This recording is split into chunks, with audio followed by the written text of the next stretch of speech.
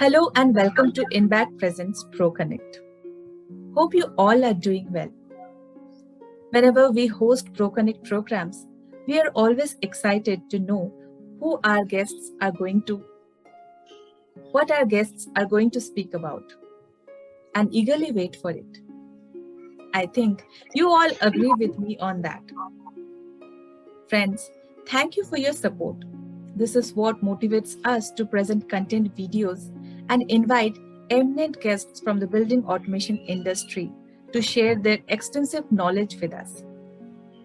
Before I go on and start with the introduction, I would like to thank you all for making our panel discussion a great hit.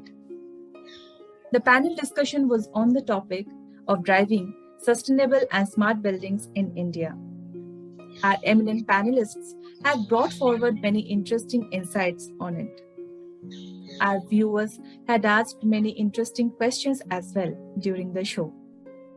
But due to limitation of time, some of them could not be answered during that event.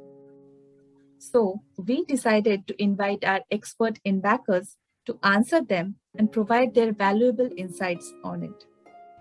Today, we have with us a veteran educationist and a magnificent entrepreneur, Mr. Sudhir Pandit Rao. Hello everyone. His career spans over more than 30 years and he has worked with various engineering and manufacturing industries.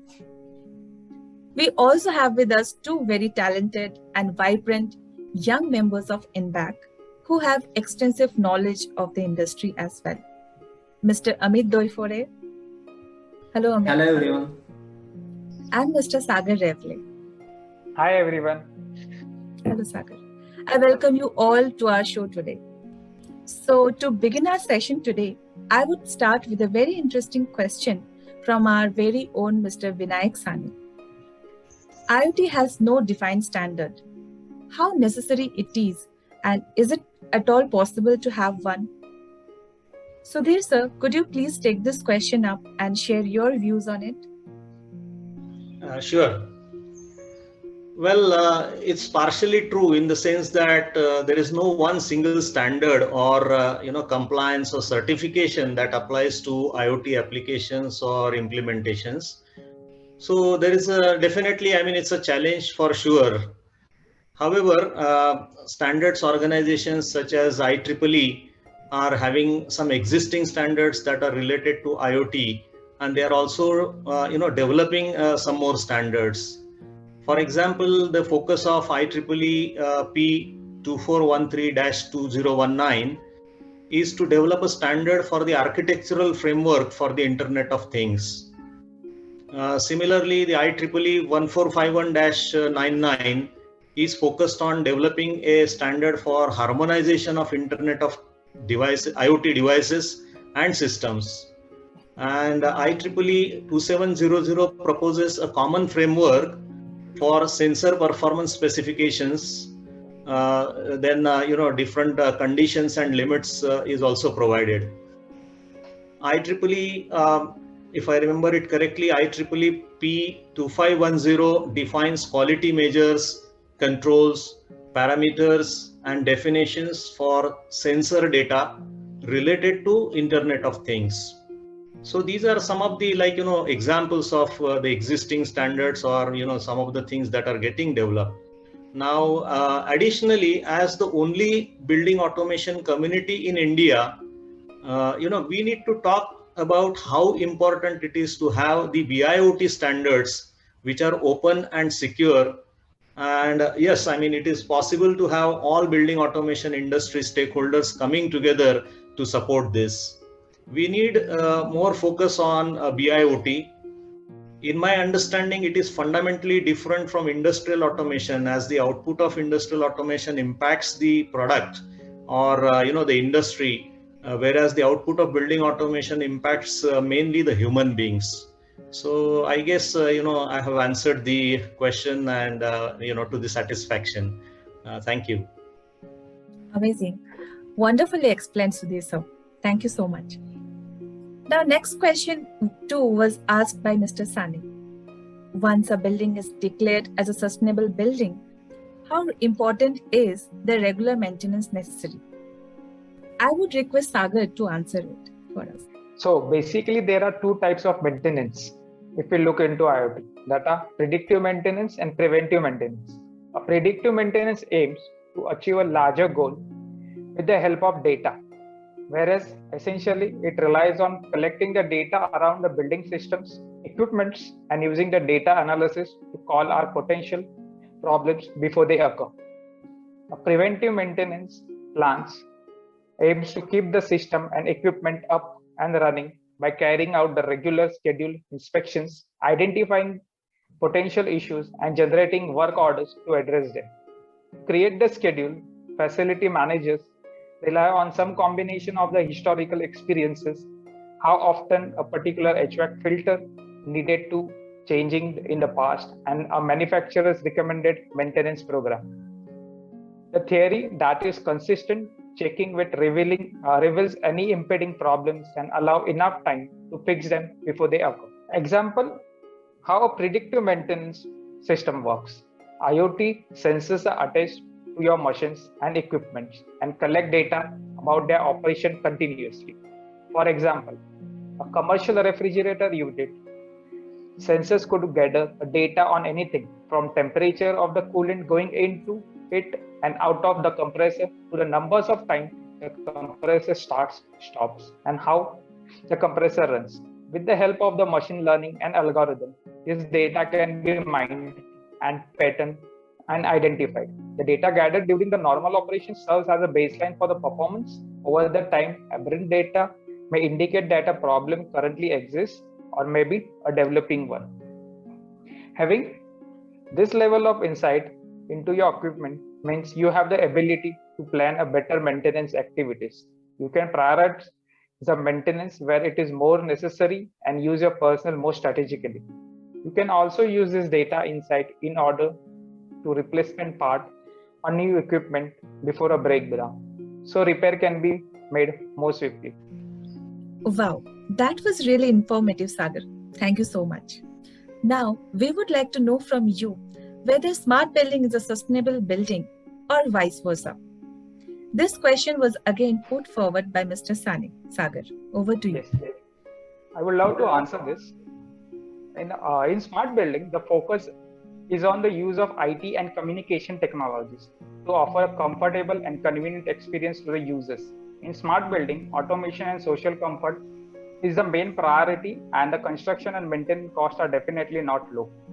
Also, environmental responsibilities of smart building is a topic of discussion. While in sustainable buildings, the focus is not only on social comfort, but also on the environmental and economic efficiencies.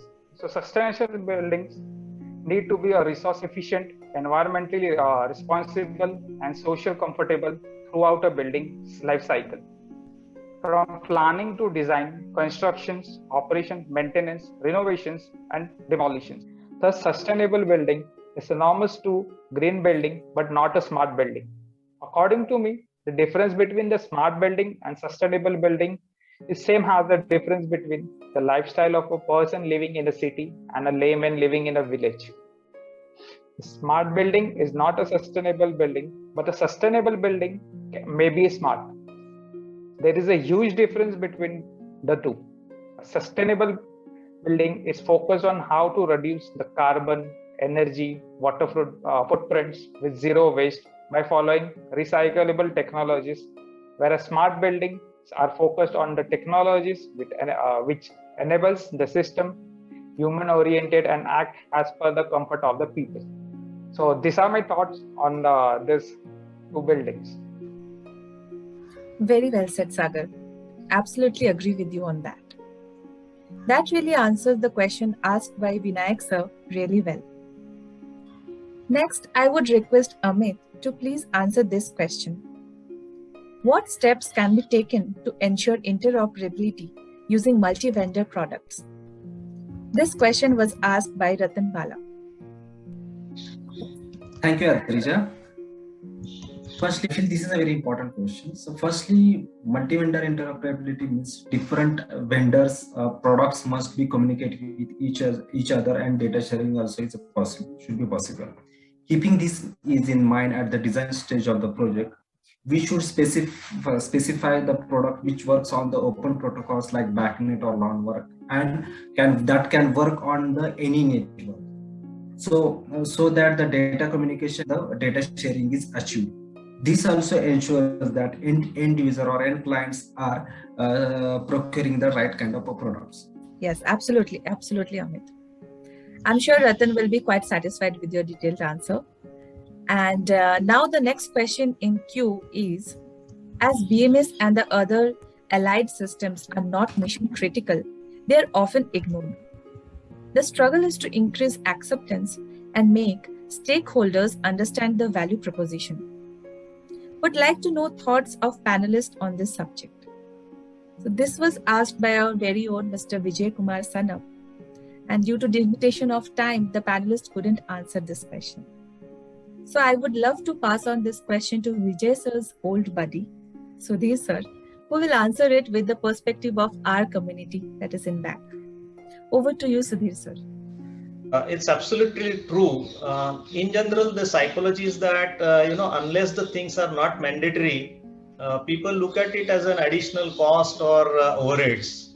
And this misconception needs to be changed. The solution to solve this problem is that we need to create more awareness and knowledge about the benefits of BMS and allied systems, including connected buildings. Once the potential benefits are understood by the stakeholders, I'm sure they would all appreciate and implement these systems. And this is where, INBAC plays an important role to create the awareness and establish a channel to educate, all the people. Thank you. Absolutely, yes. Thank you, Sudhir sir. Now there's a question. Which are the prominent research areas in building automation? This was asked by Mr. Sudhir Agashe. I would like to know what Sagar thinks about it. So, according to me, Amit and Sudhin sir, prominent area of research are space management solutions, environment monitoring, asset management solutions, cleanliness and hygiene management solutions. Yes, well said, Sagar. All these are very vast areas, and in each area, lot of developments are happening worldwide. Additionally, I personally think that integration of building automation with industrial automation as well as office automation is a big area, another big area, which would definitely pay rich dividends to all the stakeholders. Rightly said, sir. Yeah, apart from this, I need to add one more thing, because when BMS is introduced in India, so people, all the OEMs or people are talking about the return on investment. So we can, by using the building management system, we can save the energy. Apart from these points, analytics also is important. It's a research area. Apart from that is, I think, ROI, which is the most important thing. On that basis, BMS, which was started to sold in India, about are we really saving doing the energy saving? Using the BMS system, we can save the energy 20 or 25%. Are we doing that really, saving the energy with this perspective of the end users? We need to research that part also. Of course. Wow, this was a great discussion. Wonderful. Next question is from Ratan Bala. He wanted to know suggestions on the roadmap of next actions to speed up to derive the benefits of BMS technology. Sudhir sir, could you throw some light on it? For sure. I would be happy to do that. As mentioned, the first thing is to create an awareness of the benefits. And this can be done via open webinars, roadshows, and events, and so on. The second step is to design and develop curriculum to build the necessary knowledge. The third step is to conduct training programs for enhancing the knowledge, skills, and mastery of the professionals working in the BMS domain. The fourth step is to offer certification to the BMS professionals, which would be globally accepted. The fifth step is to popularize the certifications so that all the stakeholders look at it as a kind of a qualifier for standardization, openness, interoperability, quality, service, and timely, and finally, it leads to the peace of mind. The sixth step is to build government policies to support above initiatives. As we work on these steps, I'm sure there would be a phase where the critical mass would be supporting these initiatives, and then it will get into autopilot mode. So I think this could be a good roadmap for taking it across these steps. Thank you. Rightly said, sir. Wonderfully explained. Now, Amit would request you to answer this question by Steve Jones. He was interested in learning more about what approaches are being used in India to migrate legacy proprietary BAS implementations to BACnet and other open protocols and systems. Would you like to talk about this? Yes, I would like to talk about this. Okay, so technically here in India, end users are replacing the BMS from the legacy or proprietary protocol to the open protocol like BACnet, but upgradation is rarely done. This question is actually needs a deeper thought. We need to create the awareness of the BMS system, and I also ensures that the BMS system which we are providing is a sustainable, maintainable, and upgradable. This will build a trust to the end users. Currently, not many gives the importance to upgrade the system from the legacy protocol to the open protocol. Honestly, this is a biggest work for INBAC and our building automation community in India. Fantastic. Thank you, Amit. Moving ahead, we have a question from Jitendra Joshi. Do you see OPC or other open protocols getting over conventional BACnet or Modbus? Sudhir sir, please let us know your thoughts on that. Well, this is a very tricky question. According to me, it's difficult to compare the generic versions of these protocols because they have different birth years, and their versions are being modified continuously to suit the requirements of time. I mean, as the technology changes, they are also adapting. They are also making changes to these protocols or standards. For example, Modbus is originated in the year 1979, and its TCP/IP version has emerged in the year 1999. So there is a continuous change that is happening. To my knowledge, as of now, OPC is more popular in process control, domain rather than in BMS domain. OPC is also more focused on software to software data exchange rather than collecting the data from the sensors or the field devices. The OPC server is being built into the control systems and HMI or SCADA software, and the OPC client requests and gets the data from the server. The Modbus and OPC have gained popularity because they are open and interoperable. This is what we need to understand, why Modbus and OPC are that popular, or why are we trying to compare, say, Modbus and OPC, is because they are open and interoperable. Both these protocols are being modified by the respective foundations to keep it abreast with the technology, and therefore are very competitive. So that's from my side. Very well explained, sir. Thank you. When you have a large number of carbon dioxide, temperature, RH sensors in smart buildings, unless the sensors are calibrated, the data collected from these sensors may lead to incorrect analysis. How do you see the calibration of these sensors, and what technologies you would recommend? This question was asked by our very own INBACer, Vikram Sinha Patil. Amit would request you to please answer that. So I feel this is a very important question. Yes, calibration of sensor is very important, since the calibration verifies the repeatability, then accuracy and precision of the sensors. We need to understand that any closed loop system works on the set point and feedback. In this case, in any building, if the feedback, that is the sensor in this case, if the sensor input is not the accurate, the ultimately output generated by the PID is also not accurate. then eventually whatever the we are results are expecting, that we will not get it. Hence the periodic calibration of sensor is very much important.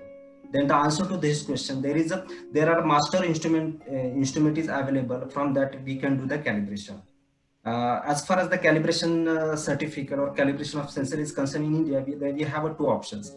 We can order a sensor with factory calibrated sensor with the calibration certificate, or we can do the calibration of sensor from the third party, which gives the calibration certificate along with the traceability. In India, we must hear about the Enable. In India, we have a Enable accredited labs who do the calibration of sensors and gives the traceability to that. Apart from that, we need to understand the Enable. This Enable is a member of the Asia Pacific and the international corporations also. Hence, the whatever the certificate is provided by them is globally accepted and approved. Apart from that, there are different local laboratories, government approved laboratories also are available in India who do the sensor calibration. Very well explained, Amit. Thank you. Amit, Vikram had another question as well. And that is, are there any standards towards this? Amit, what are your thoughts on that? Yes, there are multiple standards and guidelines are prescribed by the NABL. For the different parameters and different guidelines are available. On all these guidelines are available on the internet.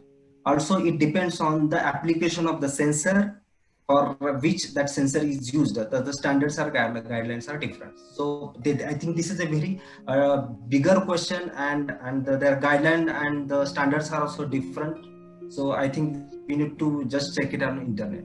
But yes, the answer to this question is our guidelines are available. Right. Thank you so much, Amit. Now we will be taking up our last question, and it was asked by Mr. Kamlakar Rao.